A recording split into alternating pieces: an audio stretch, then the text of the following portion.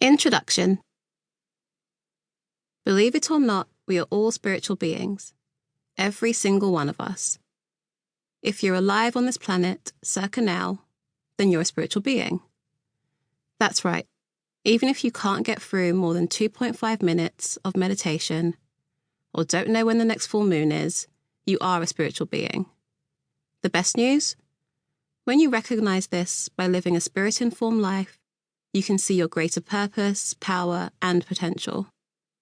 You probably weren't expecting a quote from a French priest to kick off this book, but here we are. Pierre Teilhard de Chardin said, "We are not human beings having a spiritual experience. We are spiritual beings having a human experience." And isn't this just the exploding head emoji translated into philosophical text? The meeting place between an aha moment and a mini epiphany. It's my brand of spirituality in a nutshell, and seeing it this way is a quick-fire route to being able to create your reality in some astonishing and meaningful ways.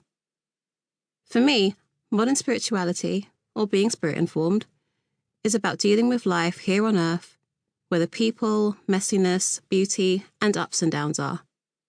That's what makes it accessible, doable, and pretty life-changing for every single one of us. It's how we can navigate life, and whatever it throws at us, we're being thrown a lot. Beyond that, we get to see that stepping into a life that feels really damn good to be in isn't as unbelievable as we might have thought.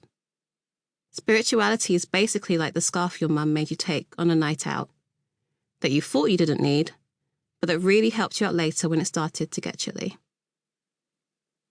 Okay, so what's being spirit-informed then? I'll start with what it isn't. Spirituality isn't something that some of us have access to, and others don't. And it isn't something that you'll find neatly packaged up in an overpriced wellness shop. It doesn't require you to search for your intuition on Google Maps or shell out for a Facebook ad to find your spirit guides.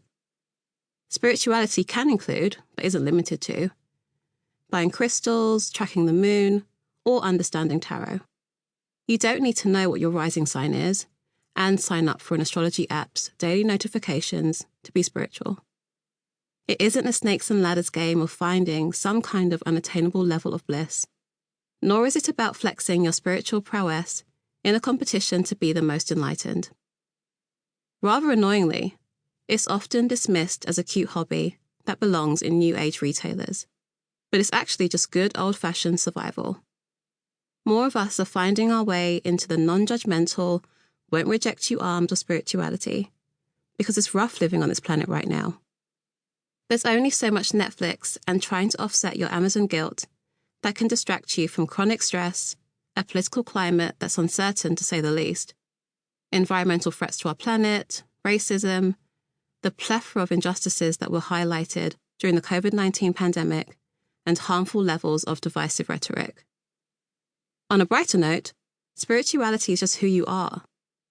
We are all spiritual beings, but this isn't about love and lighting our way out of real life. Being spirit-informed is deeply and profoundly tethered to our humanness.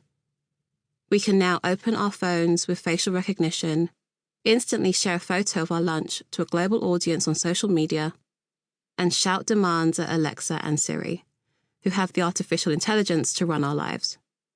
It's obviously time to advance from the version of spirituality that looks like packing up a bag and looking for inner peace on the other side of a mountain.